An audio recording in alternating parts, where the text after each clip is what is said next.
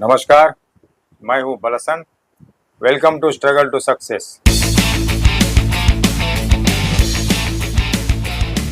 Struggle to success में आप सभी का स्वागत है।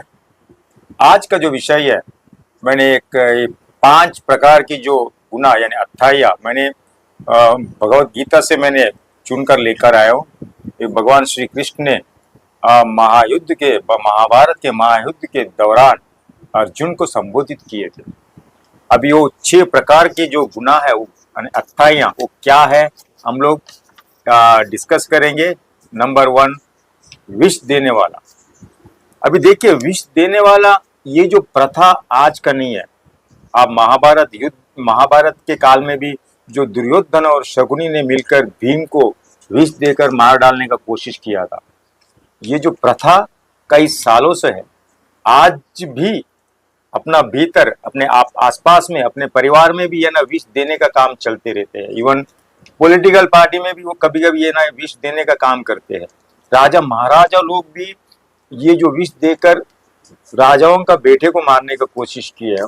ब्रिटिश के जमाने में भी जो ब्रिटिश लोग अपना देश में जो राजा महाराजा जो थे, उनका जो बेटों को मारने के लिए भी ना विष देकर मारने का बहुत कोशिश किया है। आजकल अपना देश में, अपने परिवार में अगर कोई अपना जमीन का या कोई कुछ भी सिलसिले में अगर झगड़ा हो जाता है, इन लोग प्लान करते हैं जब इसको किस तरह उसको हटाने का, तभी भी वाया विष देकर मारने का, हत्या करने का प्लान करता है। अभी भगवान श्री कृष्ण क्या बोलते हैं, वो कहते हैं कि विष देने वाले को तुरंत वध कर देना चाहिए। ये भगवान श्री कृष्ण कहते हैं, विष देने वाले को तुरंत वध कर देना चाहिए। उनकी बात सही है कि जब तक एक सामान्य मनुष्य का माइंड में वो एक घबराहट, एक भयभीत नहीं होता है, यानी उसको डर नहीं लगता है, तो अपना काम चलते रहेगा, आगे चलते रहेगा। ये प्रथा कभी खत्म नहीं होने वाला है। इस तरह का जो विष देने वालों को अपना जो मैं ना रिक्वेस्ट करता हूँ, विष देने वाले को तुरंत सजा देना चाहिए। मैं ये नहीं बोलूंगा कि विष देने वाले को तुरंत वध कर देना चाहिए, उनको तुरंत सजा देना चाहिए, उनको बंद कर देना चाहिए। और नंबर 2, घातक हथियारों से आक्रमण करने वाला। घातक हथियार, आप देखिए अपना जो बॉर्डर में, कितने जो बॉर्डर में घुसपैठी लोग है ना, घुस जाते हैं, मिलिट्रियों के ऊपर अटैक करते हैं, उनको तुरंत मार देते हैं। ये भी है ना घातक हथियारों से आक्रमण करके मारने का ये जो सिलसिला अभी से नहीं, पहले से ही है। 1947 के बाद जो कश्मीर में चलते आया है, इसके ऊपर भी ये जो मुद्दा है, इसके ऊपर भी हम लोग स्ट्रांग डिसीजन लेके उसको खत्म कर देना चाहिए। ये भी है ना घातक हथियारों से अटैक करने का। अभी एग्जांपल मैं आपको बता रहा हूँ, 2008 में 26 नवंबर 2008 में जो ताजमहल होटल में अटैक हुआ था, वो भी है ना घातक हथियारों से अटैक किया था। अभी वीटी में एक जो एनकाउंटर स्पेशलिस्ट का 2 लोग थे, उसमें से एक है विजय सालेस्कर करके, उनको भी है ना वो जो आतंकवादी का मुठभेड़ में अटैक के टाइम में वो भी इन्हें मारे गए थे। और उसमें से जो कसब करके एक आतंकवादी था, उनको पकड़ा गए थे। बाकी लोग भाग गए, लेकिन वो कसब को फांसी देने में इन लोग ने 6 महीने सालों लगा दिया। इतना क्यों वेट करने का, इतना क्यों इंतजार करते? इनका कहने का मतलब ये है, श्री कृष्ण का, जो घातक हथियारों से जो आक्रमण करता है उसको तुरंत वध कर देना चाहिए। उनको तुरंत हत्या करने से, उसको फांसी देने से, ये जो आने वाला पीढ़ी में जो भी अगर इस तरह का जो कदम उठाता है वो डरेगा। इस तरह का जो पॉलिसी अपना देश में बनाना चाहिए। यानी नंबर 1, विष देने वाले को तुरंत हत्या कर देना चाहिए। दूसरा नंबर, घातक हथियारों से अटैक करने वाला। अभी तीसरा, धन लूटने वाला। अभी अपना देश में कितना चोरी हो रहा है, कितना धन लूटे जा रहा है, कोई एक्शन कोई लेते हैं? कोई किसी को पनिशमेंट मिला? नहीं मिला। यहाँ पे रातों रात चोरी हो जाते हैं और पकड़ तो जाते हैं, मेरी उसका आगे कार्रवाई होता ही नहीं। धन लूटने वाला ये अभी से नहीं, पुराना काल से, ब्रिटिश जमाने से भी है। अगर राजा महाराजा लोग अपना जो पैसा या गहना, जो भी गोल्ड वगैरह जो है ना, पैकिंग करके एक प्रांत से दूसरे प्रांत में लेकर जाते थे, बीच में डाकू लुटेरे लोग उसको लूट के जाते थे। वो भी है ना धन लूटने का काम। धन लूटने वाले को भी तुरंत उनको कार्रवाई करना चाहिए, उनको तुरंत अंदर बंद कर देना चाहिए, उनको है ना सजा इतना देना चाहिए ताकि है ना जेल से बाहर ना आए। अभी चौथा, दूसरों का भूमि हड़पने वाला।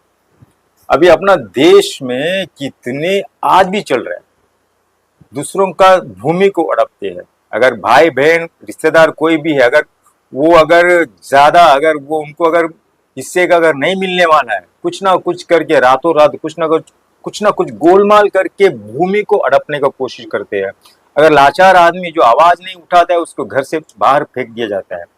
अभी इतना ही नहीं, पहला जो यहाँ पे भी होता था, अभी मुझे सुनने को आएगा कि बेंगलुरु में अभी भी बोलते हैं कि जो जमीन 10 लोग 15 लोगों को बेचा जाता है, पता नहीं चलता। अरे भाई, क्या गवर्नमेंट है वहां का? एक्शन लेना चाहिए ना। जिसके हाथ में जिसका नाम पे जो भूमि है, वो भूमि को दूसरे लोग बेच के निकलते हैं, पैसा कमाते हैं, तो क्या मतलब है? एक एग्जाम्पल मैं बताता हूँ। मीरा रोड में, ये हमारा इधर मीरा रोड में, ये मैं नाम नहीं बताऊंगा, एक आदमी को फ्लैट बेचना था, उन्होंने ऑनलाइन में नाम के साथ बेचने के लिए ऑफर डाला था। तो एजेंट ने क्या किया, एजेंट ने उनका नाम में डुप्लीकेट पैन कार्ड बनवा के बैंक में अकाउंट ओपन कर दिया, फिर उनका नाम पे जो पैसा जमा कर दिया और पैसा लेके वो भाग गए एजेंट सब लोग। लेकिन जिसने जो पैसा दिया है वो आज भी कार्रवाई चालू है, वो बोलता है ये घर मेरा है। जो ओरिजिनल ओनर ने अभी बेल के लिए अप्लाई किया है। अभी देखिए, ये भी है ना घर हड़पने का काम।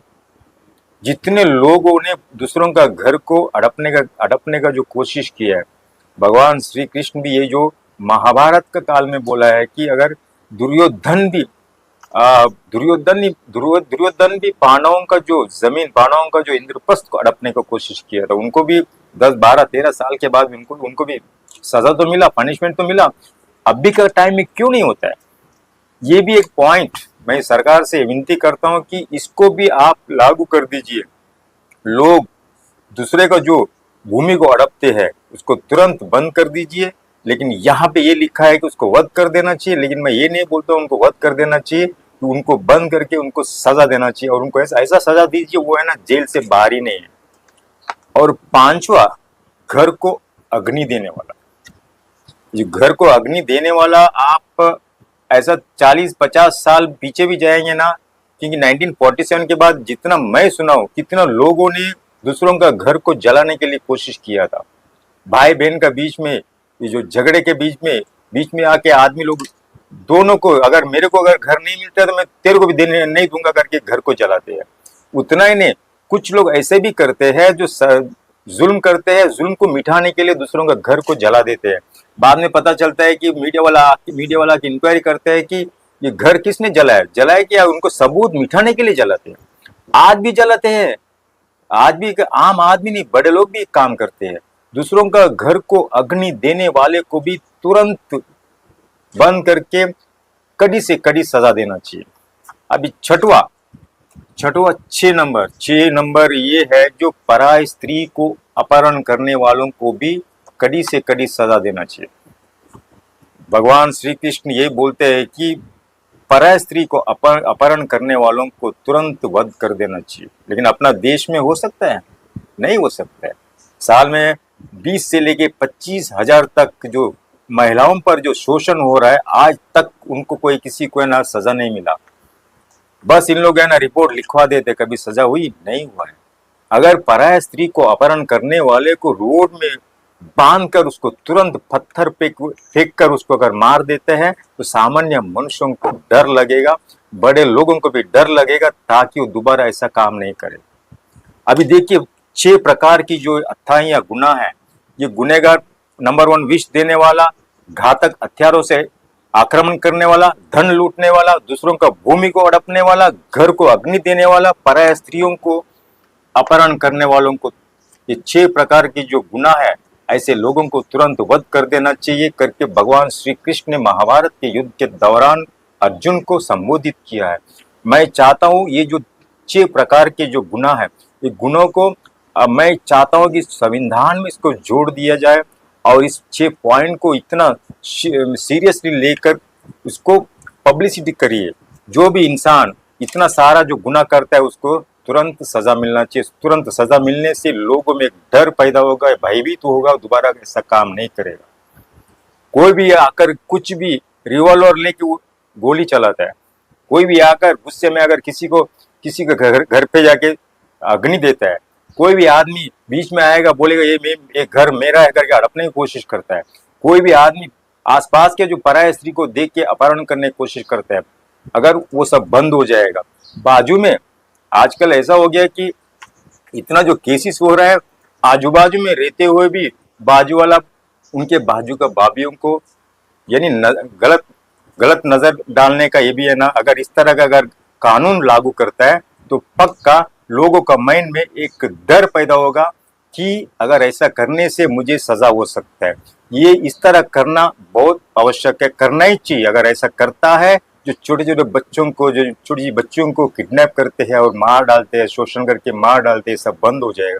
जितना जो केसेस 20,000 से लेके 30,000 हर साल जो हो रहा है, वो केसेस बंद हो जाएगा। और ये जो जितना भी जो मैंने अपना जो डिपार्टमेंट वाले जो केसेस को लिखने के लिए उनका गाड़ी लेके उनका जो इंक्वायरी करने के लिए जो भागदौड़ करते हैं, वो भी बंद हो जाएगा।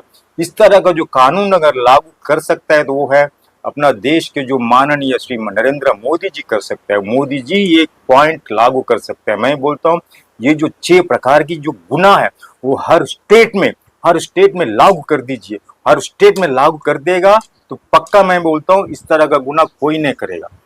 आप देखिए बेंगलुरु में भी एक रैकेट हुआ था कि बांग्लादेश से लड़कियों को बेंगलुरु में लाया करता था, वो भी 13 साल से लेके 15 साल का लड़कियों को।